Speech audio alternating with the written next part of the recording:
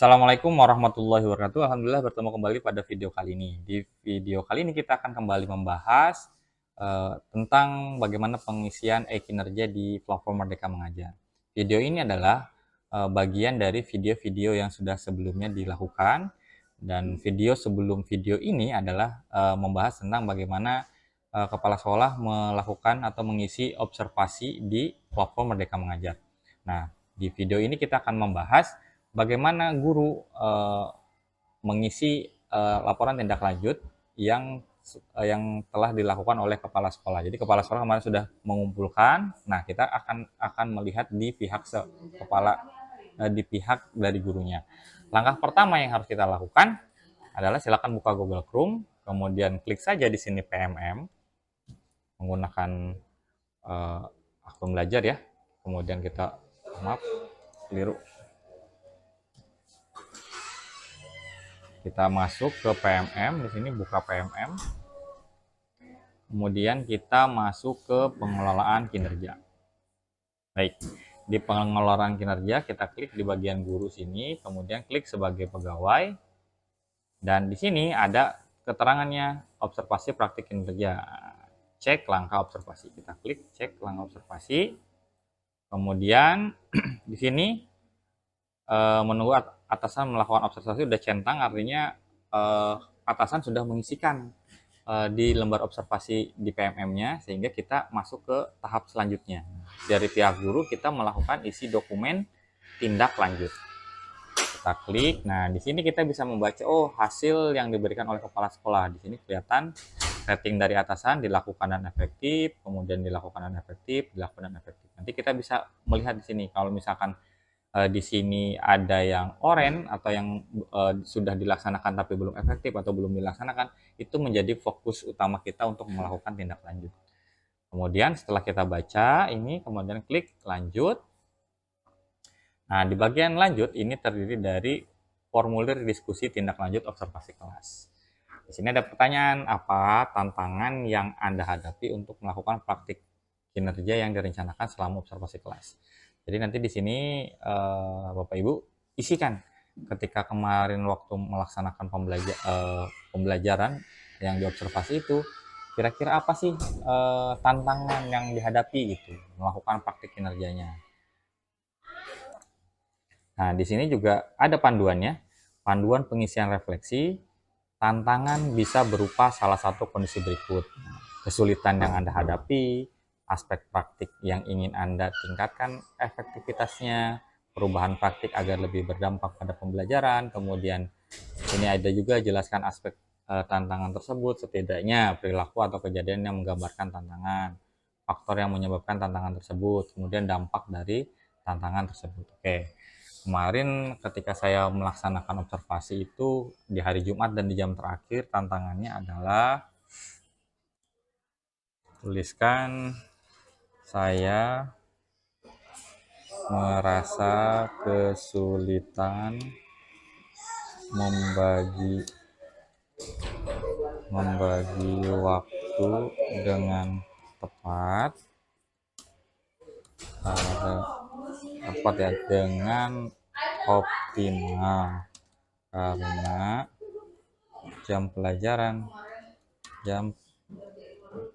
karena 3 jam pelajaran terakhir di hari Jumat itu lebih cepat karena mendekati waktu sholat Jumat. Itu misalkan ya, contohnya saya melaksanakan kesulitannya membagi waktu. Jadi yang saya fokuskan adalah masalah pembagian waktu. Kemudian di sini setelah kita merefleksikan, kemudian di bagian bawah itu ada pilihan belajar. Pilihan belajar bagaimana kita untuk memperbaiki kesulitan atau tantangan tadi untuk menyempurnakan. Di sini apa tujuan tindak lanjut yang ingin Anda lakukan untuk meningkatkan kualitas praktik pembelajaran. Nanti di sini kita sampaikan apa aja. Kemudian apa upaya-upaya yang ingin Anda lakukan untuk mencapai tujuan tindak lanjut tersebut. Kemudian di sini kapan Anda akan melakukan aksi tindak lanjut dan apa dukungan yang Anda butuhkan untuk melakukan upaya tindak lanjut. Oke, kita coba dulu ya pelan-pelan satu-satu di sini. Apa tujuan tindak lanjut yang ingin Anda lakukan untuk meningkatkan kualitas praktik pembelajaran? Jadi tindak lanjut yang ingin dilakukan apa? Di sini di contohnya adalah membicarakan opsi-opsi program dengan dinas pendidikan. Kalau saya akan masukkan apa tujuan tindak lanjut yang ingin Anda lakukan untuk meningkatkan kualitas praktik pembelajaran. Saya ingin belajar lagi bagaimana mengoptimalkan waktu pelajaran agar sesuai dengan yang diharapkan. Itu misalkan ya. Kemudian apa upaya-upaya yang ingin Anda lakukan untuk mencapai tujuan tindak lanjut itu? Nah, pertama mungkin saya akan coba mendiskusikan dengan rekan sejawat yang sama-sama mengampu pelajaran matematika misalkan. Kemudian kalau misalnya lebih dari satu boleh sampaikan aja di sini. Yang penting kata-katanya tidak melebihi 500 huruf. Ya. Ini di sini saya mendiskusikan dengan rekan sejawat yang sama-sama mau belajar matematika bagaimana cara mengoptimalkan waktu di kelas. Kemudian saya juga akan coba yang pertama ini ya, saya kasih strip aja deh biar kelihatan. Kemudian yang kedua belajar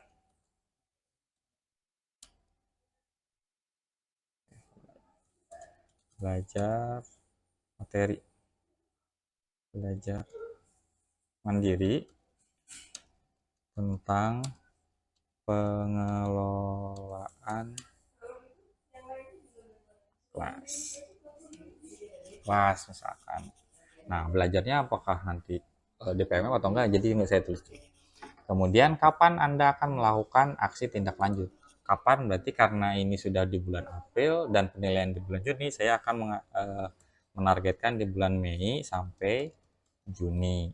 Kemudian apa dukungan yang Anda butuhkan untuk melakukan upaya tindak lanjut? Nah, di sini ada pilihannya, tinggal Bapak Ibu pilih saja sesuai dengan yang Bapak Ibu harapkan. Apakah sumber daya untuk melakukan kegiatan belajar, kemudian penyediaan atau pembelian alat dukung pembelajaran, kemudian penyediaan atau akses ke sumber belajar melalui satuan pendidikan, izin untuk mengikuti pelatihan di luar satuan pendidikan, atau memperoleh mentoring dari kepala sekolah, guru penggerak, guru pemateri eksternal, atau manajemen. Saya karena ingin membuat pembelajaran yang menyenangkan dan mengoptimalkan waktu, mungkin yang saya butuhkan adalah sumber daya untuk melakukan kegiatan belajar atau praktik. Nah, kemudian di sini opsi pilihan belajar dari platform Merdeka Mengajar. Nah, jadi di sini ada opsi. Jadi setelah tadi kita membuat refleksi, di sini tantangan apa, kemudian pilihan belajarnya apa, kemudian di sini adalah pilihan belajar dari platform Merdeka Mengajar. Di sini opsional ya, pilihan belajar dari platform Merdeka Mengajar. Apa tujuan tindak lanjut yang ingin Anda lakukan untuk meningkatkan kualitas praktek kinerja Anda?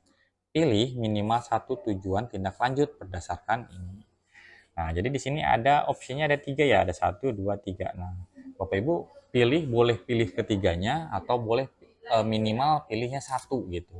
Ya, pilihnya boleh minimal 1 atau boleh ketiga-tiganya. Tapi kalau dirasa kalau tiga-tiganya ini Bapak Ibu centang, nanti otomatis Bapak Ibu akan melakukan pelatihan mandiri di PMM sebanyak itu gitu.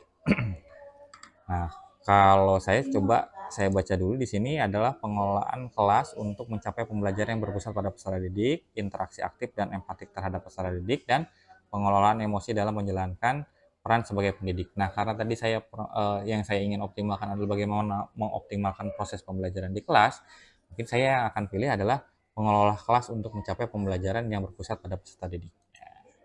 Kemudian ketika kita centang ini, pilih modul pelatihan mandirinya. Nah, persiapan pembelajaran berdiferensiasi PAUD, persiapan pembelajaran berdiferensiasi, hukum, konveksi, dan hukum versus konsekuensi versus restitusi.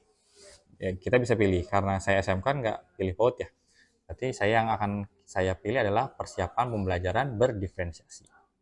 Nah, kemudian di sini kapan Anda akan mempelajari pilihan pelajaran dari PMM. Saya tulis juga sama, Mei sampai Juni. Kemudian apa dukungan yang Anda butuhkan untuk melakukan upaya tindak lanjut? Ini sama juga, sumber daya untuk melakukan kegiatan praktik. Kemudian kalau ini semua sudah diisi, Bapak Ibu, silakan Bapak Ibu klik kumpulkan. Klik kumpulkan. Nah, setelah kita klik kumpulkan, Bapak Ibu, selanjutnya itu adalah nanti di sini isi dokumen refleksi tindak lanjut. Tapi isi dokumen refleksi tindak lanjut ini akan nyala atau akan berwarna centang, terbuka kuncinya kalau kepala sekolah sudah melihat dokumen yang tadi kita isi. Kan beliau nanti memberikan tanggapan. Kalau beliau sudah kirim, nanti baru di sini dua ini akan menyala. Nah, selama sambil menunggu dan sebelum mengisi isi dokumen refleksi tindak lanjut ini, Bapak Ibu tinggal klik lagi nih, cek rincian, diklik lagi di sini. Dicek rincian, kemudian dilanjut. Kemudian ini kan sudah nggak bisa diedit ya Bapak Ibu. Nah, nanti di bagian bawah ini sudah ada muncul rekomendasi yang tadi Bapak Ibu pelajaran di pelatihan di PMM. Nanti Bapak Ibu tinggal klik di sini, pelajari modul. Jadi sambil menunggu dari feedback dari kepala sekolah, kita juga belajar dulu nih, persiapan pembelajaran terdiferensiasi. Nanti Bapak Ibu klik centang. Nah, ini kan selaras dengan apa yang Bapak Ibu mungkin pilih ketika kemarin menyelesaikan pelatihan mandiri di kelompok mereka mengajar. Nah, ini akan jadi selaras. Gitu. Nanti Bapak Ibu silahkan kerjakan ini. Kerjakan, ditonton modulnya sampai semuanya paham.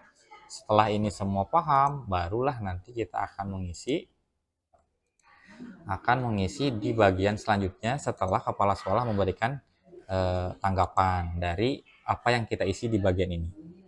Ya, jadi rutenya kemarin kepala sekolah memberikan observasi, kemudian kita melakukan persiapan dulu ya, habis itu kepala sekolah memberikan observasi, kemudian yang saat ini di video ini kita membahas, kita mengisi dokumen tindak lanjut, kemudian nanti di video selanjutnya kepala sekolah lagi ya Bapak Ibu, kita akan bahas di video selanjutnya bagaimana kepala sekolah mengisi tanggapannya, kemudian baru nanti kita akan kembali ke isi dokumen refleksi tindak lanjut. Mungkin itu saja Bapak Ibu untuk video ini, mudah-mudahan bermanfaat. Saya akhiri, Assalamualaikum warahmatullahi wabarakatuh.